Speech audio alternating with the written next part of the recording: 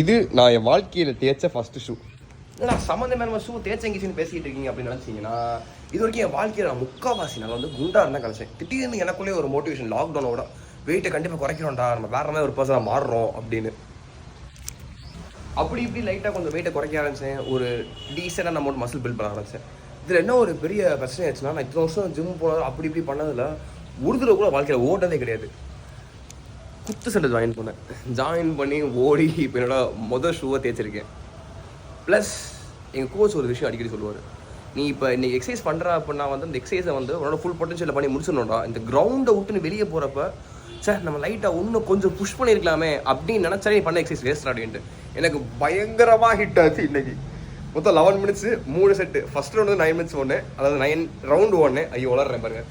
அதாவது 11 மினிட்ஸ் ஒரு செட்டு, ஓகேவா? அதில் வந்து அந்த கிரவுண்ட் வந்து 200 மீட்ரு. ஃபஸ்ட் ரவுண்ட் வந்து 9. அதாவது டே என்னடா வளர்றேன். அதாவது ஒரு ரவுண்டு 11 மினிட்ஸ் ஒரு செட்டு, ஓகேவா?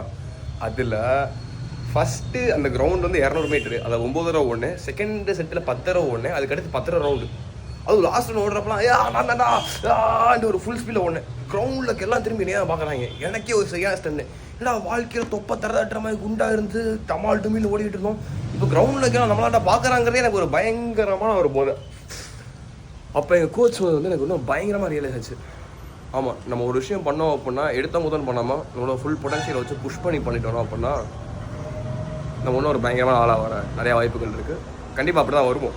ஸோ இந்த விஷயத்தில் நீங்கள் எல்லாத்தையுமே பின் பண்ணுறங்க. Stay tuned guys. தூக்குறோம்.